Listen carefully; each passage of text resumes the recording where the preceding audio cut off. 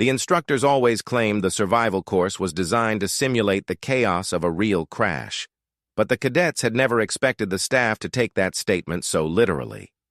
When the morning horn echoed across the barren plain, every cadet stepped out of the perimeter fence expecting a lecture, a checklist, or at least an overview of the day's assignment. Instead, dozens of instructors formed a long line around the training ground, each holding a compact ignition torch. Before the alien cadets understood what was happening, the torches flared to life, and a silent wave of disbelief spread across the group as bright jets of flame touched the fabric of every tent. Flames rushed upward with startling speed, consuming the shelters as the dry synthetic panels curled into smoking ribbons. Panic rose instantly. Shouts, protests, and angry questions filled the air, but the instructors kept their expressions unreadable. The entire camp turned into a circle of collapsing, burning shapes within seconds. Some cadets tried to smother the flames with sand or stomp the edges, but the instructors stepped forward and blocked them, repeating the same phrase: "Real crash conditions. No exceptions." Amid the crackling noise and spiraling smoke, Alex stood quietly with his hands in his pockets, watching the structures fall apart. He did not rush to save his tent because he already understood the message. Fires and space crashes were not symbolic. When a ship went down, anything flammable vanished instantly. He had grown up around emergency drills on Earth, where instructors emphasized that equipment was temporary, but problem-solving was permanent. While the others mourned their shelters, he scanned the field, observing how the wind shifted the smoke, how the terrain dipped slightly to the east, and how the burnt frames exposed the layout of the supply piles. The alien saw destruction. He saw a reset. When the last tent fell into ashes, an instructor shouted that each cadet would fend for himself until sunrise. No replacement tents, no prefab shelters, no extra insulation, only what the environment provided and what each mind could salvage. The alien cadets burst into anxious arguments, pointing at the exposed sky and the temperature graphs blinking on the training drones hovering above them. The night ahead promised freezing winds strong enough to cut through unprotected skin. Most cadets demanded clarification from instructors, convinced this was some kind of misunderstanding. Others began pacing in circles, debating whether to try huddling together for warmth or splitting into groups to look for cave-like hollows in the rock formations. Every voice around him trembled in frustration or fear. Alex remained motionless, listening to the chaos without being pulled into it. He could feel the sun rising higher and drying the air, which meant the night would be even colder. The climate simulation on this planet was intentionally harsh, scorching heat by day, biting cold by night. He knew one thing for certain: no one would last the night without real shelter. Not a makeshift windbreak, not a pile of blankets, but an actual structure. A human could improvise under pressure, but this kind of environment punished hesitation. He needed materials, stability, and insulation. He also needed a plan before the other cadets stripped the area clean of useful scraps by accident. His gaze drifted past the burned tents toward the far edge of the valley, where twisted metal fragments glinted in the sun. The instructors rarely mentioned it, but every cadet knew the wreckage belonged to an old training ship deliberately placed there years ago for exercises. Most aliens dismissed it as useless junk because the sharp edges and heavy pieces made it dangerous to move. To Alex, it looked perfect. Ship debris meant structural panels, reinforced beams, insulation padding, and wiring. These were exactly the ingredients he needed. The instructors had removed tents, not options. The wind shifted, carrying a bitter scent of burned plastic across the field. The other cadets continued their frantic discussions, and some yelled at him for staying still when he should have been panicking with them. He did not answer. He simply tightened the straps on his boots and adjusted the small salvage knife hanging from his belt. The tools the instructors allowed each cadet to keep were laughably primitive, but he had worked with worse. He rubbed a streak of ash from his sleeve and began walking. As he moved away from the crowd, the noise behind him faded. The aliens were still arguing about whether to approach him or follow instructors for more explanations, but he did not look back. His steps were calm, deliberate, and steady. The sun beat down from above, flattening shadows against the ground, and the dry earth crunched beneath his boots. Every few steps, he paused to scan the terrain, checking for anything useful that might have been discarded during previous drills. He found shredded insulation strips and a torn strap from someone's supply pack, both of which he pocketed without hesitation. Nothing was worthless during survival training. When he reached the valley ridge, he crouched for a moment, studying the scattered metallic wreckage below. Panels lay half buried in sand, some bent inward as though crushed by impact forces. Thick support ribs jutted upward like skeletal remains of a creature that had once been alive. Tangled wiring draped between pieces, swaying slightly in the warm breeze. He allowed himself a brief grin. To most cadets, this would look like a graveyard. To him, it looked like a hardware store. Far behind him, the instructors observed the cadets and took notes on clipboards. Some watched Alex with interest, because his calm reaction separated him from everyone else. The goal of this exercise was not to test who could complain the loudest, but who could adapt quickly, think clearly, and build something out of nothing. Every year, only one species approached the exam with initiative instead of panic, and this year the human representative was already proving why. Alex started descending the slope toward the debris field, already forming a rough blueprint in his mind. He needed walls insulated enough to trap heat, a roof angled against wind, a foundation stable enough on sand, and a way to seal the interior from drafts. The sun continued its slow climb, reminding him that time was slipping away. If he wanted shelter by sunset, the real work had to begin now. Alex reached the first cluster of ship debris just as the morning heat began pressing down on his shoulders. The metal fragments shimmered faintly under the sun, and the dry air hummed with the quiet buzz of insects that lived in the cracks between the rocks. He knelt beside a warped hull plate and touched the surface with his fingertips. The metal still held a trace of the starship's original cold durability, even after years of exposure. That told him everything he needed to know. If he worked fast and chose the right pieces, he could build a shelter strong enough to withstand the violent winds that would roll in after sunset. He slipped his knife from its sheath and tested a corner of the plate, pushing gently to check whether the material would crack under pressure. It didn't. Perfect. He stood up and moved through the debris field slowly, studying every shape and angle with an engineer's eye. Some pieces were too large for him to carry alone, but the valley floor was scattered with mid-sized plates, tubular beams, and sections of internal wall insulation torn from the ship's sleeping quarters. He stopped beside a fractured hatch door with a jagged edge.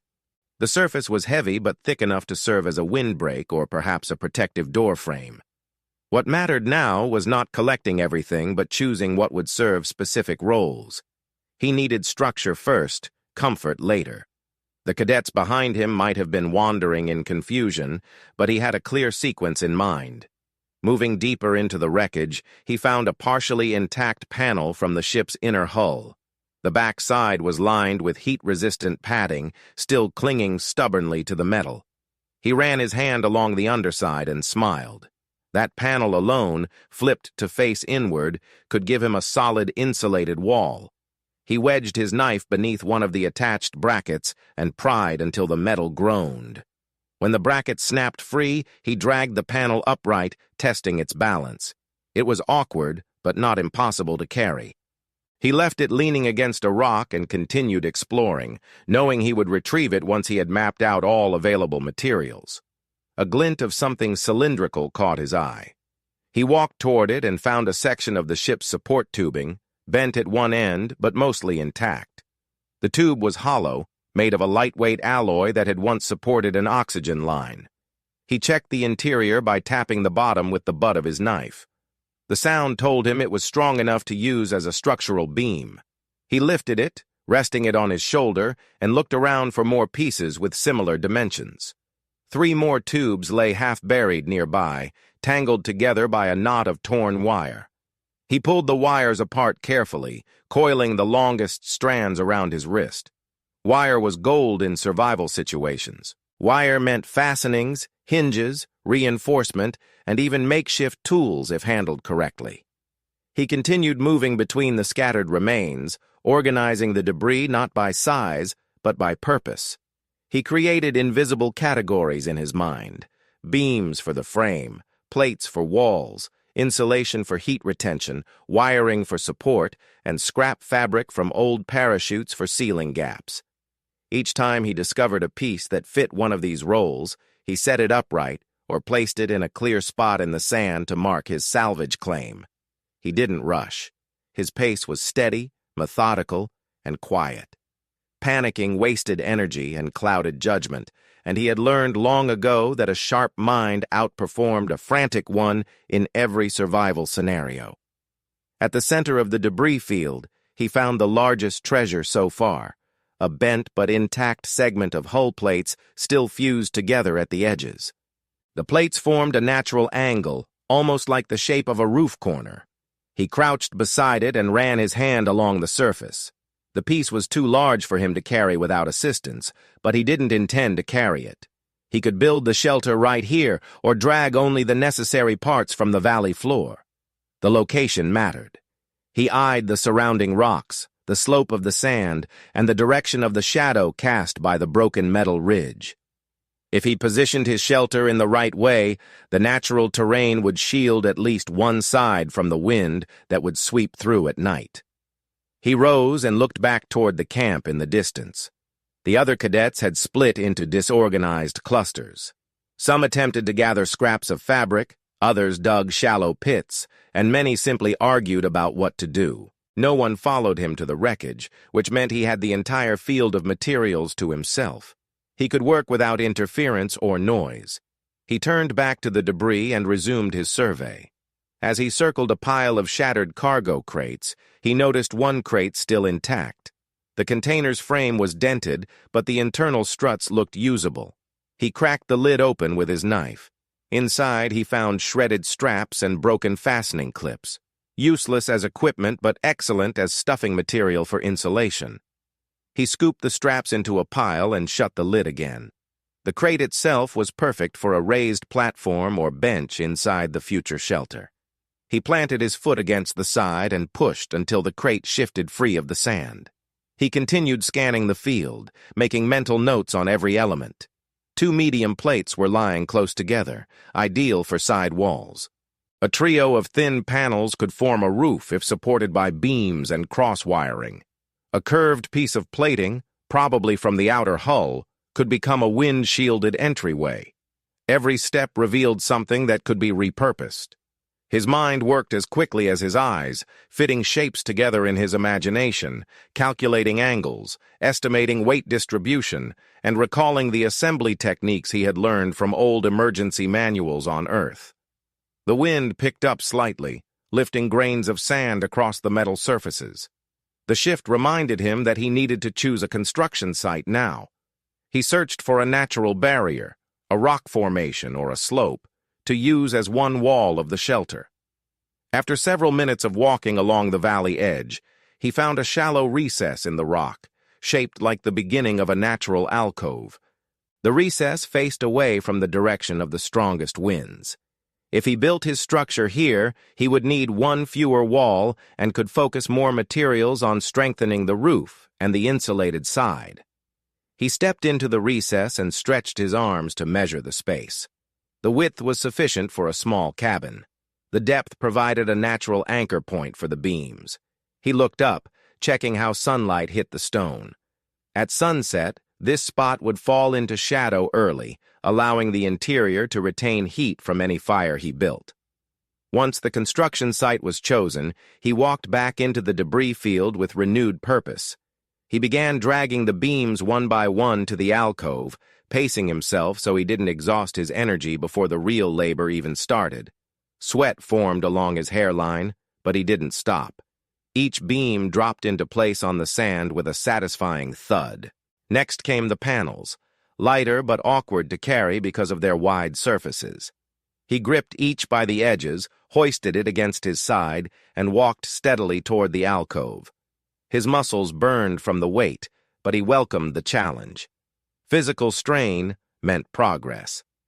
As he collected the final set of insulation pieces, he noticed a long strip of fabric blown against a fractured pillar. He picked it up and shook the dust from it. The material was tough, likely part of the ship's parachute recovery system. He folded it once and slung it over his shoulder. The fabric would be perfect for sealing the gaps around the door frame or lining the floor to retain heat. When all the key materials were gathered and arranged near the alcove, he stepped back and surveyed the array of metal and fabric at his feet. This wasn't chaos anymore. It was a plan, organized and ready for execution. Now he had everything he needed for a functional shelter: strong walls, sturdy beams, insulation, wiring, and fabric. The sun had passed its highest point, reminding him that the window for construction was closing. Soon, the real work would begin. Alex stood before the alcove and the orderly piles of metal, insulation, and fabric, letting his breathing steady after the long process of hauling everything from the wreckage. The sun hung lower now, sliding into the slow descent that would eventually bring the brutal night cold. He wiped the sweat from his forehead with the back of his hand and stepped closer to the rock recess, gently brushing sand aside with his boot to reveal firmer ground beneath. A stable foundation mattered more than anything. If the shelter shifted even slightly during the night winds, the entire structure could collapse. He crouched and pressed his palm against the ground, testing its solidity. Satisfied, he rose and moved toward the first of the beams. He lifted one beam, set its bottom end into a shallow groove he carved into the sand, and leaned it against the stone wall at an angle. He repeated the motion with the second beam, positioning it parallel to the first with a small gap between them. Those two beams would form the backbone of the front frame. He took several steps back to check the alignment. The left beam leaned a bit more than he liked, so he returned to it, pressing it firmly into the sand until it stood straighter. Once the angles matched, he nodded with approval. This was the beginning. Next came the crossbar. He selected a straight piece of tubing and balanced it across the top ends of the two vertical beams.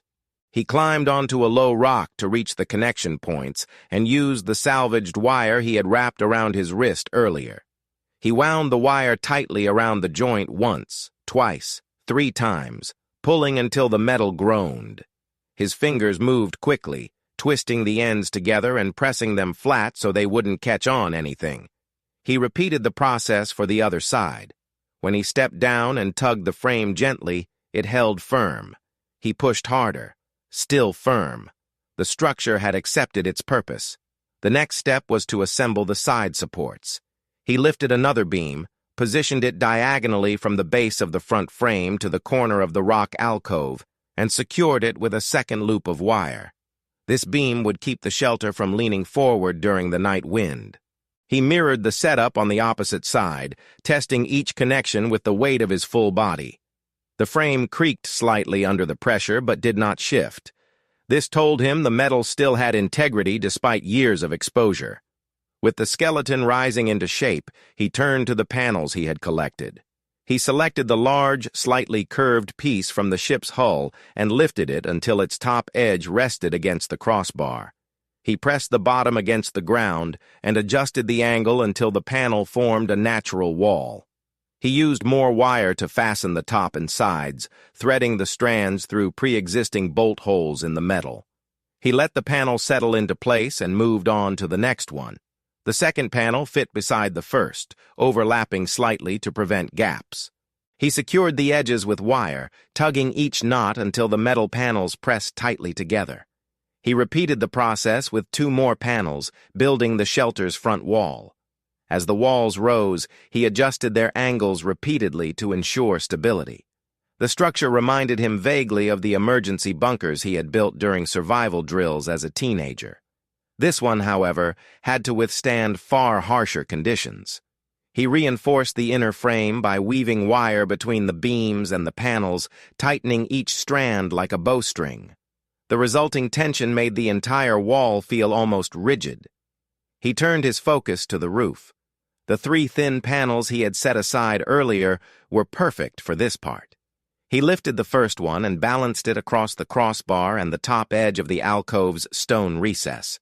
Then he secured it with several loops of wire. He moved the second panel beside it, creating a continuous line.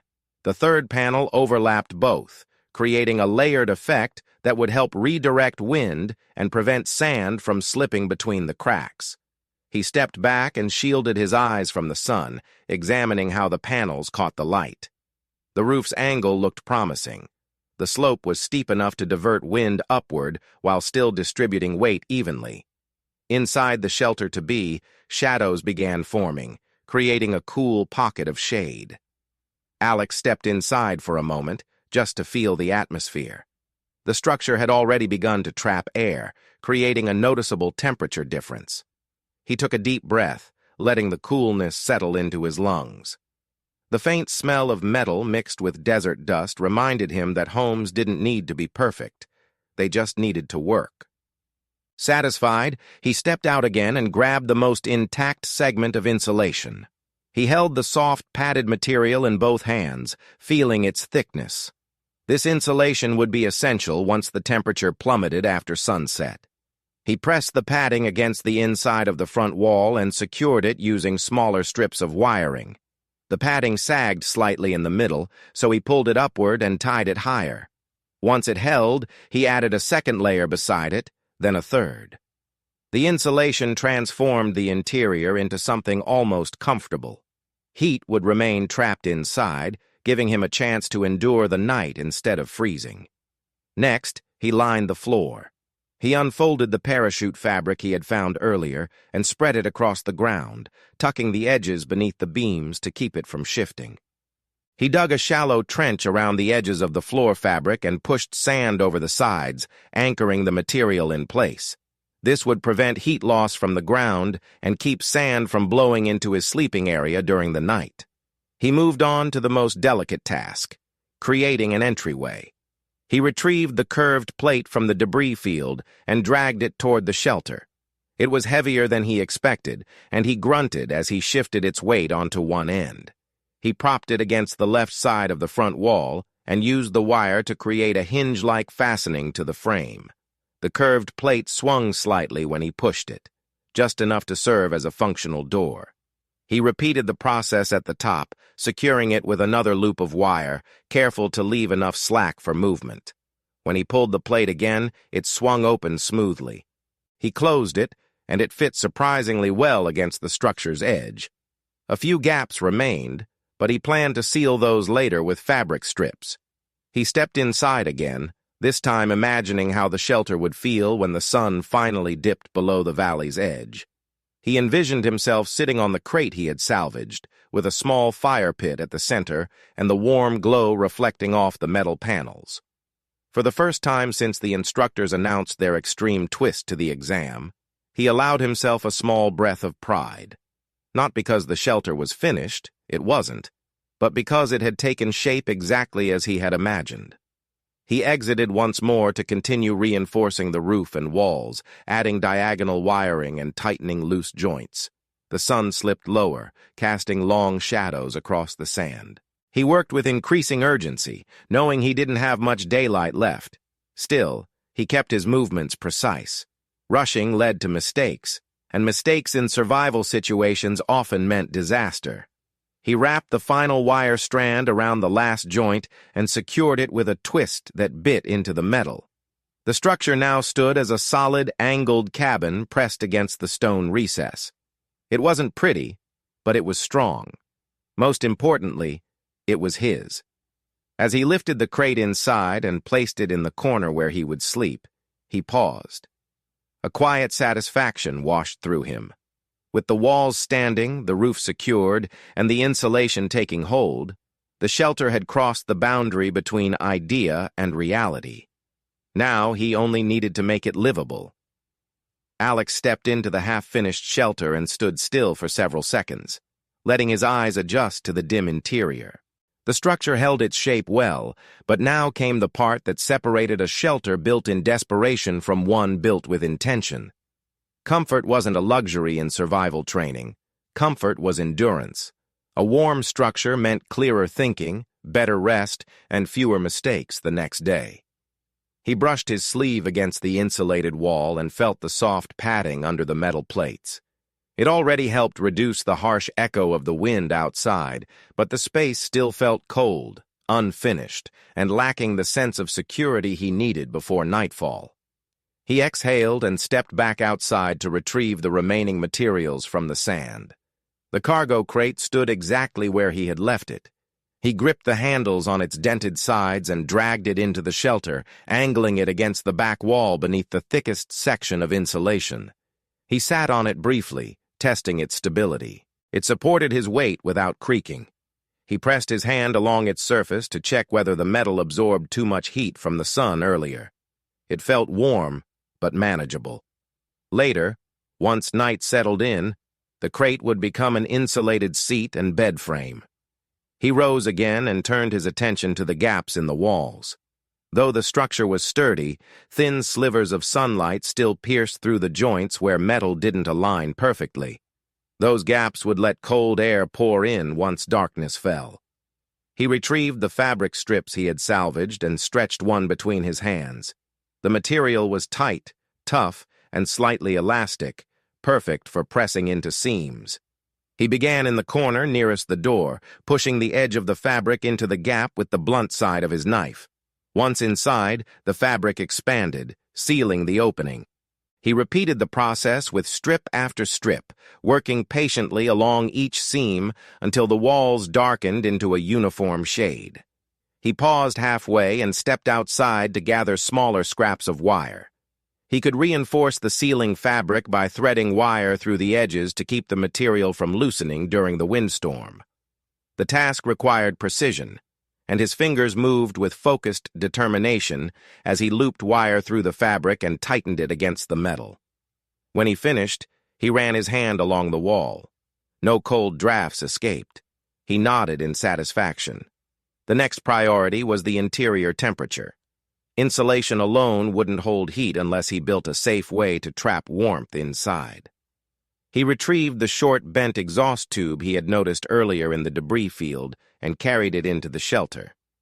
The tube was imperfect, dented in the middle, with a jagged lip on one end, but it was exactly what he needed, a chimney that would allow smoke to escape without letting cold air flood inside. He measured where it should go by holding it against the upper left corner of the shelter, aligning it with the roof's slope. He tapped the metal panel with his knuckles, listening to the hollow echo, and then pressed the tube against a spot where the panel thinned slightly. He took his knife and began shaving down the edge of the opening until the tube could fit snugly. The work was slow and tiring, and the metal resisted him with every stroke.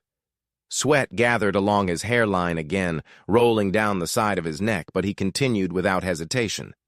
When the hole was large enough, he wedged the tube into the opening, rotating it until the outer end pointed upward and the inner end pointed slightly toward the center of the shelter.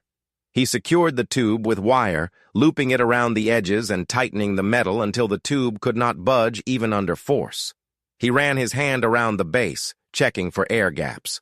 One small opening remained, and he stuffed fabric into it before sealing it with an additional wire twist. Now he needed a fire pit. He stepped outside and collected smooth stones from the valley floor, choosing those that were dense and heavy enough to withstand high heat. He arranged them inside the shelter in a circular pattern, leaving enough room between the pit and the walls to avoid heat damage. He pressed on the stones and tested their stability. Once satisfied, he stepped out again to gather dry brush and broken plant stems from the scattered shrubs in the distance.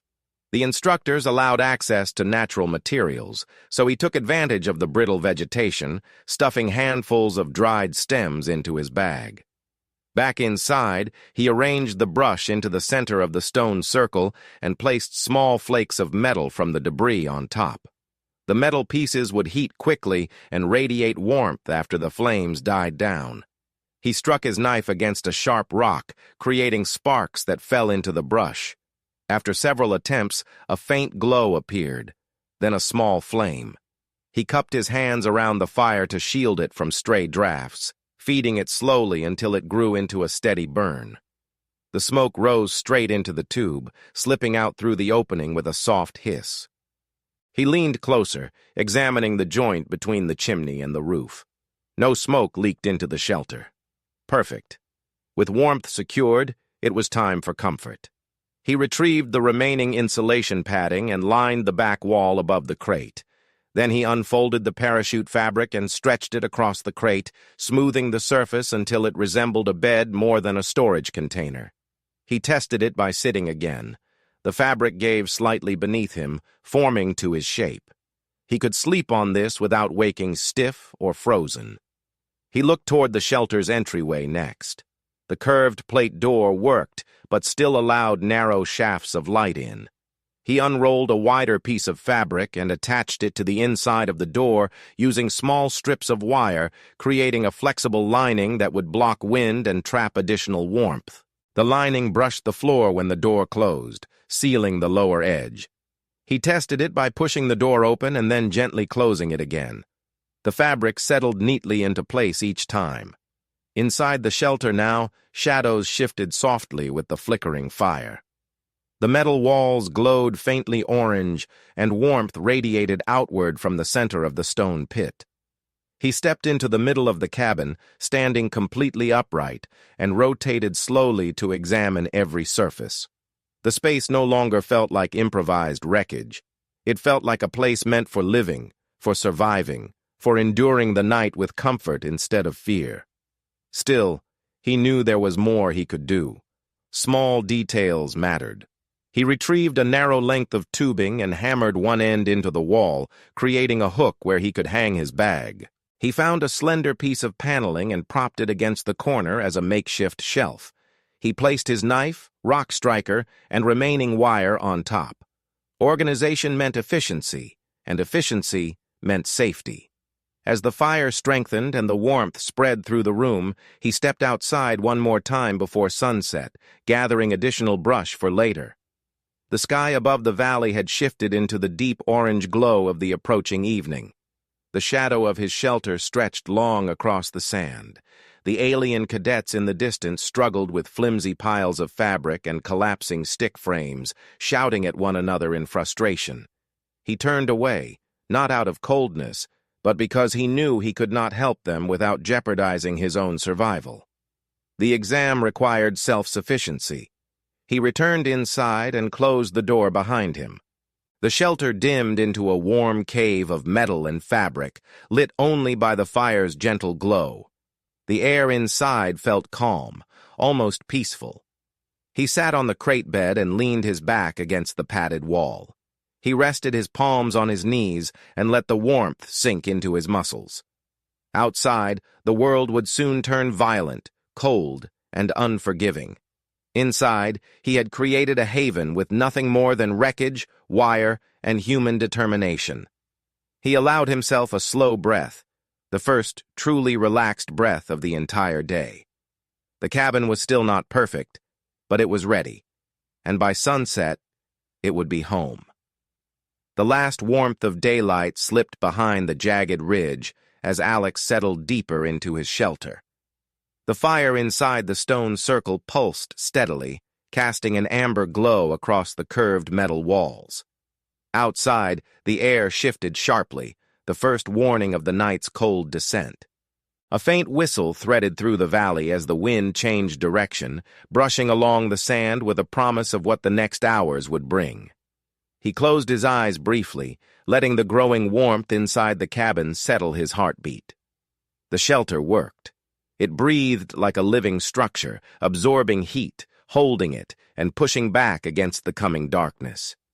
When he opened his eyes again, the firelight reflected in them like twin sparks. He stood and stretched, feeling tightness along his shoulders from the long day of labor. The crate bed beneath him remained sturdy, and the insulated wall kept the warmth close to his back. He stepped toward the door, pressing his hand against the fabric-lined metal panel to check whether it held firm against the rising wind. The door shuddered once, but the wire hinges held it in place. Satisfied, he cracked the door open and looked outside. The world beyond his shelter had transformed. The valley floor glowed faintly under the first touch of twilight, while the cold began crawling across the surface like an unseen tide. The alien cadets huddled around broken clusters of fabric and sand pits in the distance, their silhouettes outlined by the fading sky. Some paced anxiously, others argued, and a few tried to fix collapsing structures with frantic gestures. None appeared confident.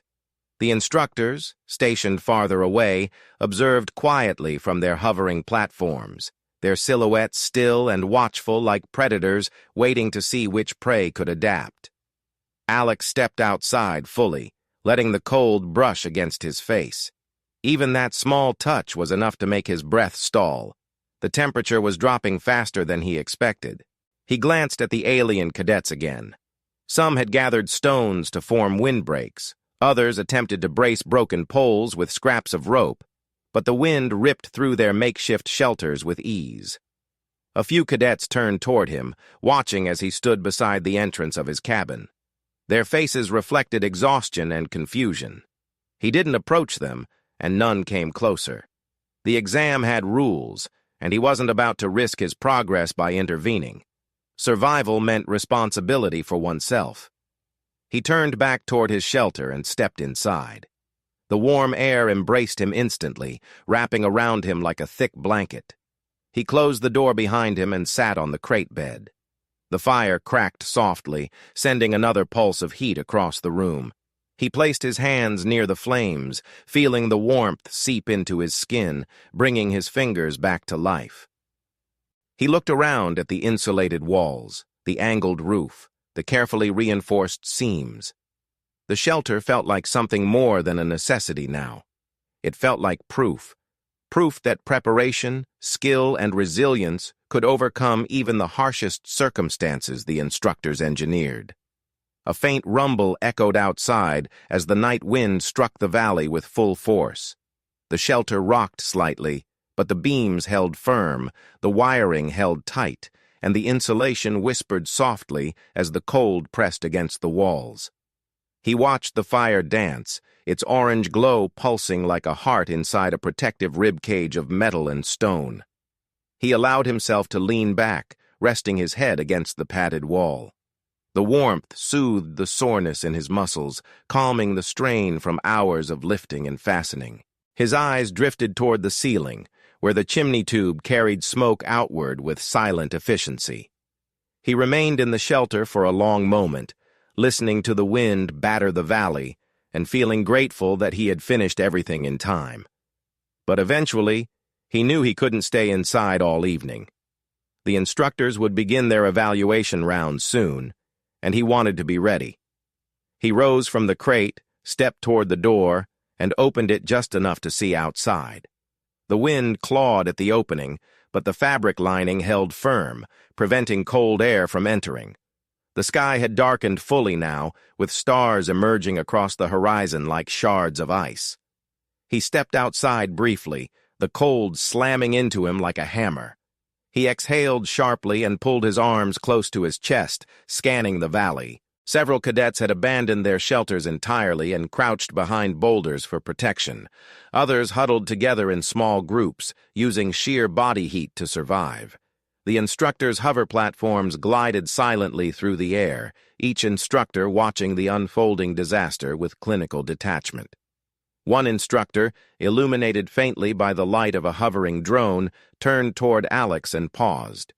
The instructor's gaze lingered on the structure behind him, then on his calm posture, then back to the shelter again. The instructor didn't move closer but made a small mark on a holographic clipboard. Alex understood. The evaluation had begun. He stepped back inside and gently closed the door. The warmth enveloped him again, and the fire welcomed him with a gentle flash.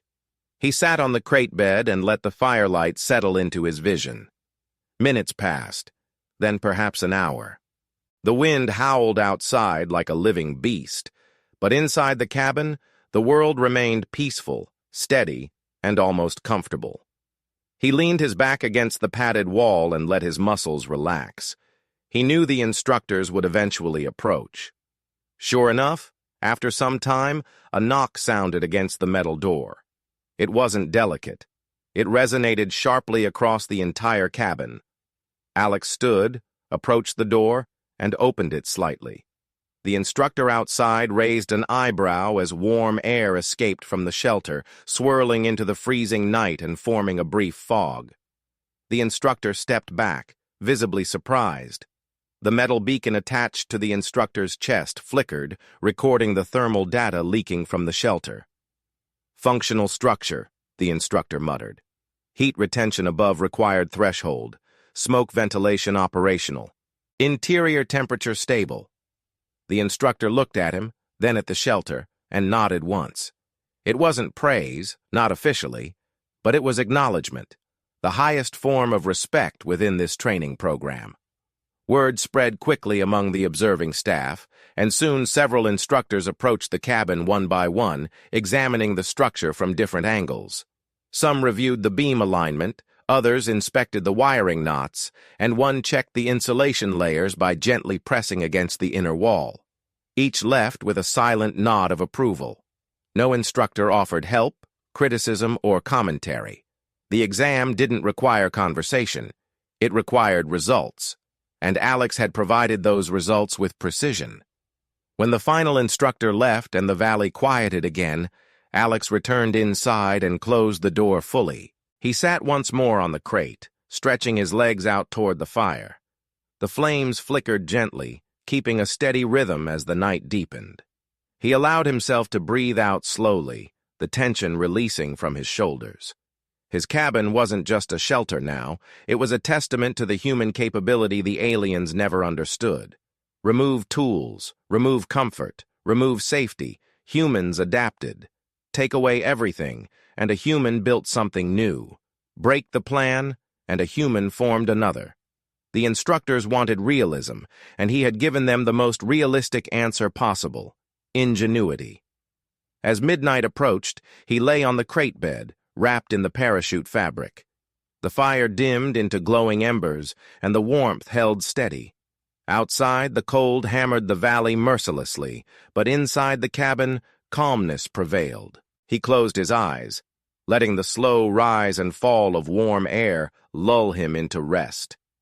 When morning came, the valley shimmered with frost, the alien cadets emerging from their miserable shelters with shaking limbs and exhausted faces.